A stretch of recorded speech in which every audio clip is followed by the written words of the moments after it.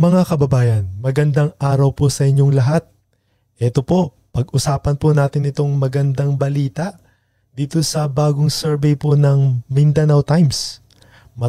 Matutuwa po si Tatay Digong nito dahil nga sa hiling niyang makapasok sa Magic 12 itong Duterte. Opo, malamang itong si BBM po ay nababahala na sa pangyayaring ito, mga kababayan. Ito po ang kinandak ng University of Mindanao, mga kababayan. Institute of Popular Opinion conducted a political survey from April 9 to 25, 2025 through stratified sampling for running senators for the May 2025 elections. The survey was conducted among the 3 districts in Davao City with a sample size of 1,200 respondents, mga kababayan. So ayan po, nangunguna po si Bongo ng 63% po. Yan. Tapos pangalawa po si Bato de la Rosa na 63%, konti lang ho lamang. At pangatlo po si Jimmy Bondoc at ang 43%. Ito naman po si Rodante Marcoleta na pang-apat po na 42.9%. Po. Tapos si Ipe naman po, Salvador, ay pang-5, nakakuha ng 42.3%. Tapos ang pang-anim naman po ay si Pastor Kibuloy na nakakuha ng 40%. Ang pang-7 naman ay ito si JB Hinlo na nakakuha ng po ng 40% din. At ang pang-8 naman po ay si Richard Mata at nakakuha po siya ng 39% po na 0.9. At ang pang-10 Raul Lambino nakakuha ng 39%. At ang pang-10 po natin ay si Attorney Vic Rodriguez. Yan po, pasok po sila sa Magic 12, mga kababayan. So napaka good news po niya, mga kababayan. Palakpakan po natin. Sana magtuloy-tuloy na at hindi lang ho dyan sa Mindanao, mga kababayan. At sa buong mundo sana. I mean, di sa buong mundo. Sa buong mundo eh. Sa buong bansa po. Ayan, sa buong bansa, mga kababayan. Sana manalo din sa Luzon at Visayas. Tapos po, yung dalawang senador, kayo na po bahala, mga kababayan, kung sino po yung gusto nyong isama. O kung meron nga akong inendorso nga ni Pangulong Duterte na meron pong 2. Ito ay sinabi ni Pulong Duterte po sa The Hague. Mamaya ho, papanoorin ho natin kung sino-sino yung taong yun. So dito mga po sa lumabas na survey, na latest survey po, alam nyo naman po na bagsak ang rating ni Junior, mga kababayan. Ito nga, nakakulang ho siya ng 25%. Ang trust rating po niyan, mga kababayan. Tapos, at ito po, si BP Sara ay bigla hong tumaas na nakakuha po ng 61%. Ito po, trust rating po yan, mga kababayan, di ba ho? At ito nga rin si Chis Escudero, bumaba din, 38%. At ito naman si Tambaloslos, si Tambi, 14%. Yan po, napatunay na talagang bumabagsak na sila. Yan po.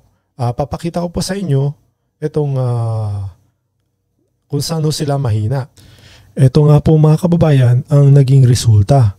Makikita nyo po sa taas, si Junior, BBM ay naka 25% lang. Nationwide ho yan.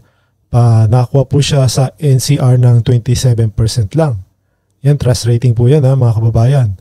Tapos, 34% sa Luzon, Visayas, 29%. At sa Mindanao ay napakababa po, 4% lang.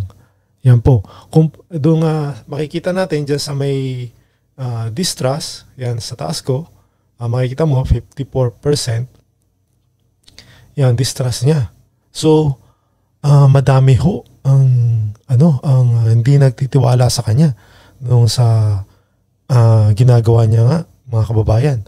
Sa NCR, 54%. Tapos sa Luzon po, 37%. Tapos sa Visayas, 55%, mga kababayan. At dito nga sa Mindanao, talagang 85%, halos lahat na talaga mga kababayan. Yan, tingnan niyo sa distrust ng Visayas, 55%. Ito nga ho, gumagawa ho sila ng paraan para ho umangat yung rating nila dito nga sa pamimigay na pinapatupad nila na pamimigay ng bigas. So, magwo-workout kaya itong ginagawa nila. Dahil nga, alam niyo ho, dito sa Visayas ay mataas din ho yung pagbagsak nila ng rating, mga kababayan. Ito, nakakuha lang ho sila ng 29% dyan sa Visayas. Ang baluarte po nito si BBM ho ay dito sa Luzon. Nakakuha siya ng 34%. Pero, ito nga, dito sa kay BP Sara, nakakuha ho siya ng 40%. Mataas ho yun. Mataas pa rin kumpara kay BBM. Diyan nga sa Luzon. Ano na ho niya yan baluarte niya. So marami na rin ho na ito nga boto kay BP Sara. Dahil nga sa ito,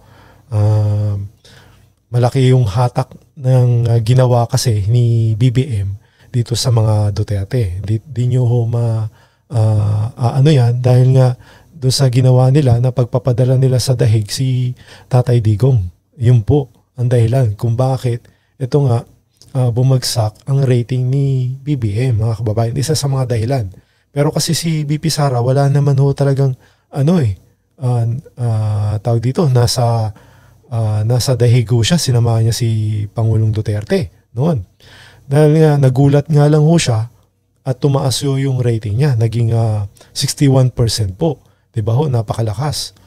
Napakataas na ho nun. Diba ho? So, ibig sabihin ho, marami ho talaga mga Pilipino na nagsisimpatiya doon sa ginawa kay Pangulong Duterte. Yun po, ano po natin yung ni Vice President BP Sara na ito nga, nakakuha siya ng 61%. So, ang trust rating po niya mga kababayan, dito sa NCR 56%. So mataas talaga. At dito sa Luzon, 40%.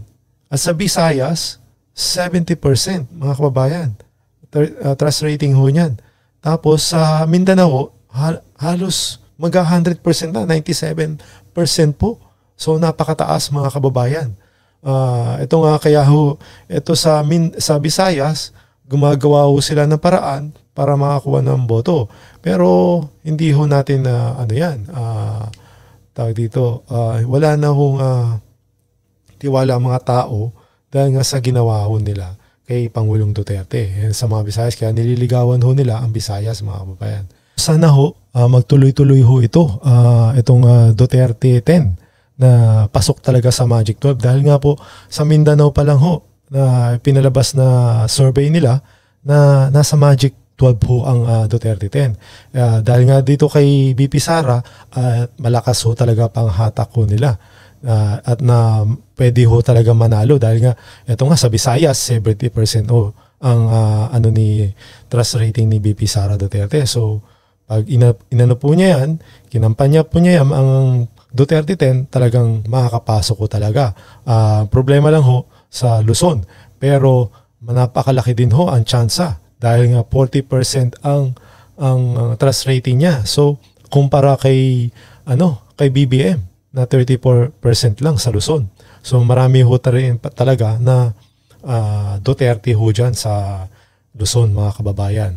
Sana ito nga, at ito po yung ini-endorso ni Pangulong Duterte na 2 pang senador, kayo na ho bahala kung sino gusto nyo. Kasi nga, in-endorso po ni BP Sara si Camille Villar at si Imelda Marcos. Bahala na ho kayo kung gusto nyo yan. Pero merong in-endorso si Pangulong Duterte na 2 tao. Ito po yung, panoorin po natin yung video ni Pulong Duterte dun sa dahig. Hello sir. Okay, butang ko? Oh. Hi ma'am. Okay, magandang araw sa ating lahat, mga kapartners. So, Sir, naitugon si APRRD sa mga...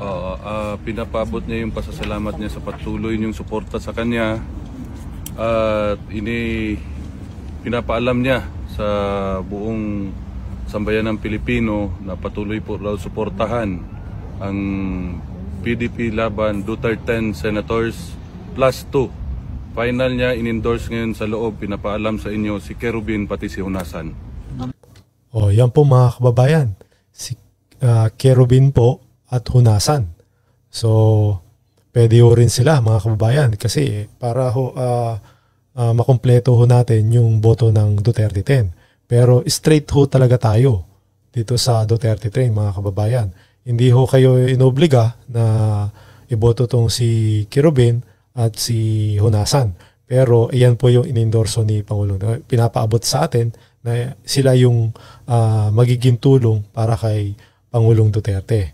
Ito nga, straight po tayo, PDP laban, at bahala na po kayo sa dalawang senador.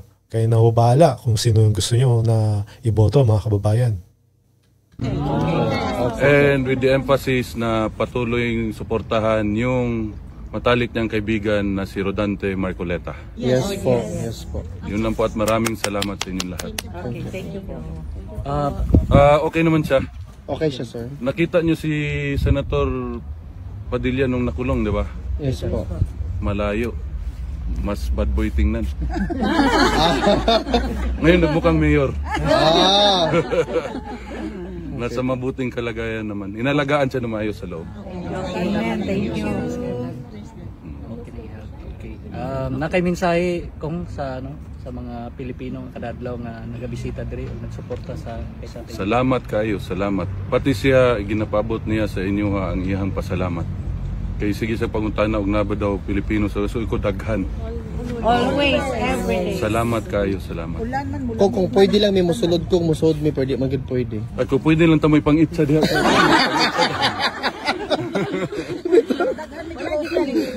Wala, bawal eh. Bawal. Sige ni pahinumdom ni si Anilet, bawal daw. Pero karon lang ko nakabalo nga lami pud maggakot sa gamahan.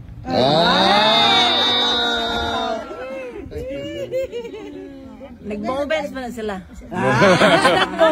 Sir, actually sir, in line with that sir, si VP po sa ingon niya sa nahitabo kang former president, the family is much more closer than before. Sir, do you share the same realization? Okay. Karon siguro sa kinabuhi nako ikalima pa lang namon ning gakos. Na-react na sir. Dili, kay kani siya, babae mo gusto niya Mas got among gakos karon. Okay. with feelings ang gakos Pero okay man siya, gusto niya paibalo sa inyo na he is in good health. Nalipay po siya. Sige lang pakatok. Si Hanilet may seryoso, sige kuan dito sa iyang check up siya na nairitan. Sige masahe sa tiil. Pero okay ra tanan, okay ra tanan. Salamat sa inyong tanan, salamat gikan sa among pamilya. Welcome sir. Wala isa pa yan. Thank you sir. Dulo to sir. Hanggang sa dulo po sir. Hanggang sa dulo to. Sabi ni Tatay Digong mag-relax kami sir, pero relax kami sa gawas. Pero hanggang sa dulo may diri mag-relax. Kaya ning weather diri oy. Pero painit naman sir. Painit naman karon so okay na sir. Sir, ang mga tao diri wala gi problema og na diri.